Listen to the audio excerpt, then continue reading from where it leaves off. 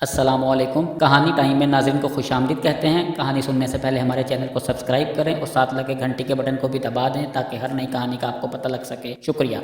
शुरू करते हैं आज की कहानी। आज से 15 साल पहले की बात है। हमारे मोहल्ले में एक गोरकन रहता था जो फौत हो चुका है। नाम मोहम्मद यूसुफ था। मजबूत जिस्म और बड़ी बड़ी आँखें जिनमें नूर ही नूर भरा हुआ था। ईमान इसके चेहरे से छलकता था। बारेश चेहरा। इसकी एक ही रूटीन थी, सुबह घर से निकलता और शाम को कब्रिस्तान से वापस आता था। हमेशा रास्ते के एक तरफ होकर चलता था और किसी की तरफ बुरी नज़र से नहीं देखता था। एक दिन मोहल्ले के पढ़े लिखे लड़के इकट्ठे हुए और यूसुफ से कहने लगे कि आपकी सारी ज़िंदगी कब्रिस्तान में गुजर गई है, हमें कोई वाक़या सुनाएं। ये सुनकर यूसुफ संजीदा हुआ और लंबी सांस ली और कहने लगा, आज मुझे 27 साल हो गए हैं, मैं कब्रें बना रहा हूँ। मेरे साथ एक ही वाक़या गुजरा है। गर्मियों की दोपहर थी। कुछ लोग मेरे पास आए कि बाबा जी कब्र बनानी है।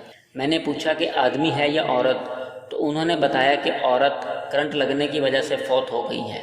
वो लोग ये कहकर चले गए। मैं अमूमन अकेला ही कब्र बनाता हूँ। मैंने सख्त गर्मी में कब्र बनाना शुरू कर दी। दोपहर 2-2:30 बजे तक कब्र मुकम्मल हो गई। कब्र को फाइनल टच देने के लिए मैंने कब्र के अंदर कदाल मारी तो मुझे ऐसे आवाज़ आई जैसे कोई शीशे की चीज़ टूट गई है, और बस फिर खुशबू ही खुशबू फैल गई और कब्र ठंडी हो गई। मैं कब्र में ही लेट गया। बाहर सख्त गर्मी थी, अंदर कब्र ठंडक और खुशबू से भरी हुई थी। इससे मेरी रूह तक खुश हो गई। मैं हैरानी और दहशत से खामोश रहा। मगरिब के बाद जनाजा आ गया। औरत के वर्सा ने इसे दफना दिया और चले गए, मगर मेरे अंदर तजस्सुस भरा हुआ था कि इस औरत की कौन सी नेकी है जो इसको इतना बड़ा इनाम मिला है।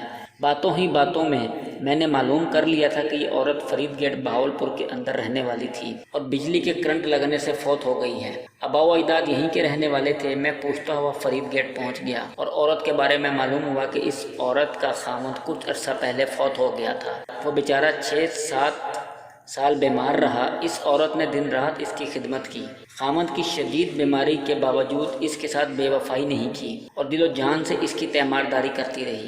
बावजूद गुर्बत के इसको मेहनत मजदूरी करके खाना खिलाती रही और अपने जज्बात को अपने बीमार खामद पर कुर्बान कर दिया। जो लोग अल्लाह ताला की रज़ा की खातिर बेलौस इंसानियत की खिदमत करते हैं और अपनी रातें भी अल्लाह की राह में जागते हैं, इन्हीं लोगों के बारे में अल्लाह ताला ने फरमाया है कि मैं ऐसे ऐसे इनामात दूंगा कि जिसको किसी आँख ने ना देखा और किसी ने तसव्वुर भी नहीं किया। खुश नसीब हैं वो लोग जिनकी कब्रें खुशबू और ठंडक से भरी हुई हैं। दुआ है कि अल्लाह ताला हमें और सब मुसलमानों को बख्श दे और आखिरत में ठंडक अता फरमाए।